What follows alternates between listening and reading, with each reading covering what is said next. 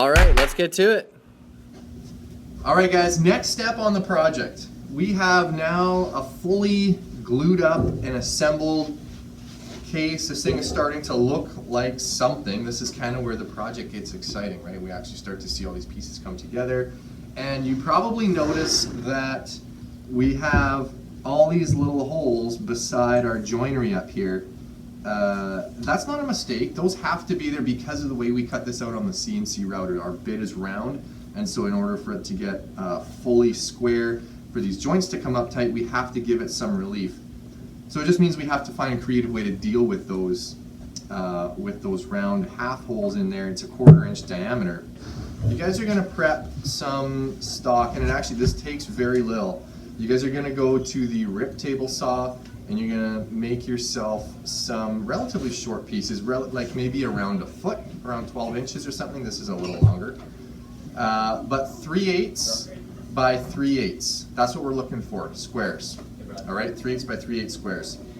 So I've got my dowel maker jig set up here. We're going to be using our Milwaukee cordless drill. Basically, the wood that you prepare has to fit inside this little square drive end. All right, just like that, and that one does. We're going to go on speed 1, and we're going to go full trigger speed. Okay, so when we get this thing lined up, full trigger, and here we go, we're going to do this. My drill's on speed 1. I'm going in the forward direction, only clockwise. All right, and I'm lining this piece of square stock up in here just nice and straight, and we're going to go full speed and push nice and smooth ahead. Here we go.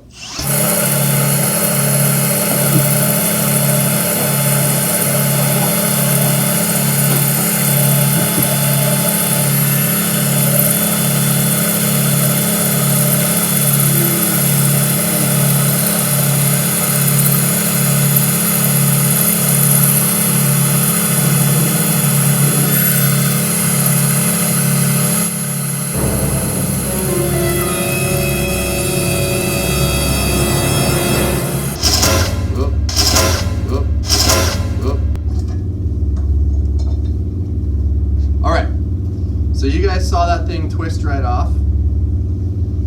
This was probably a little bit on the long side to be going through here. So if you guys stick to pieces that are about 12 inches long, that's probably more ideal. The problem is here that we're making 1/4 inch dowels. Like this thing, these are really small. So anyways, if you run into that and you break off your piece, just take a hammer and just tap it gently back through. Don't try to do anything else crazy. Don't try to reverse the drill. But that's actually going to get us most of what we want anyway. You'll have to make a couple of these things. And that's our dowel maker. So when you're selecting pieces for doing this, make sure that the grain is nice and straight, no knots, because especially making a tiny, tiny little dowel, it won't take the torque that's required to push this thing through here if there's any defects in the wood. Okay. So now that we have our dowel, we're going to start doing what we got to do to this thing to get it to fit in these holes. And we want to make a wedge. Okay, so I'll just put this thing up here so you guys can see what I'm doing.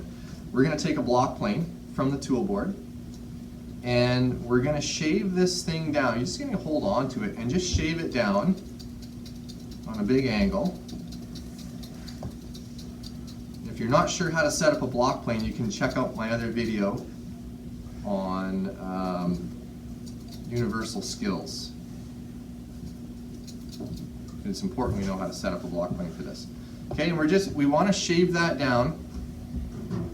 So it's we're looking at less than half of the circle on the end, just like that.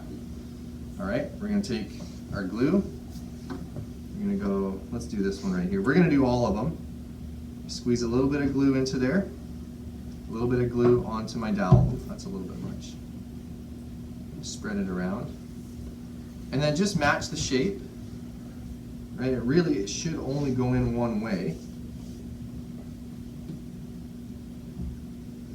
And push it in hard. Just like that. Now we're going to take a coping saw and we're just going to cut this off.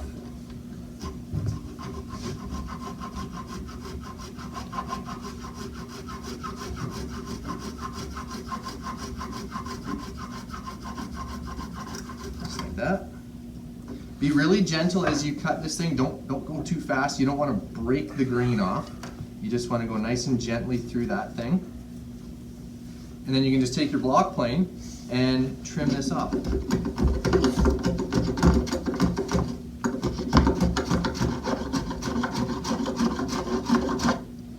Just like that.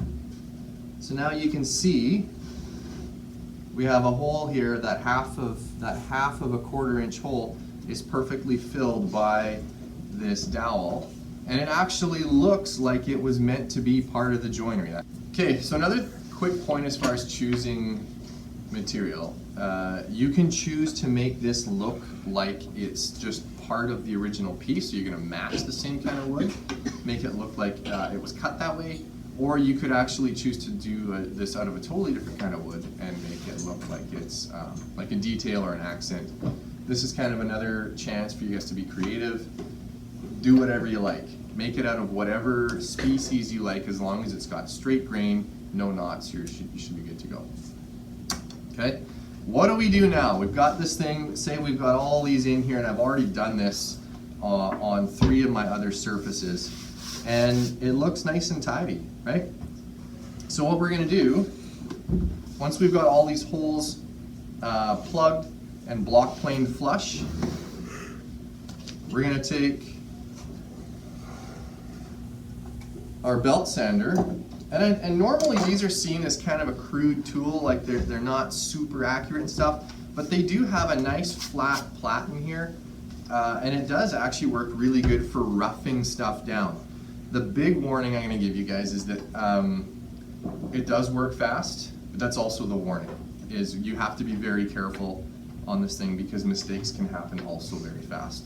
When we use this thing, we're gonna we want to bring everything down flush. So I'm going to get rid of all of this glue.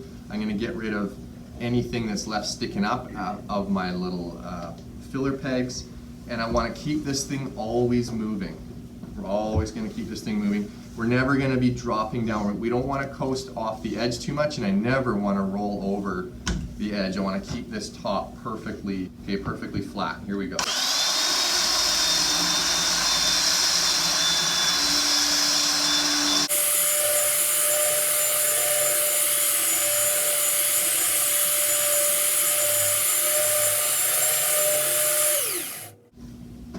Okay, so I keep going just like that, working on just keeping this sander really flat on here, not allowing it to go too far over the ends, keeping it dead flat, and basically you guys can see that that's where I've ended up on my other 3 surfaces. Okay, so these are nice and flat. The corners are very sharp at this point, but we're going to address that later. And that's it.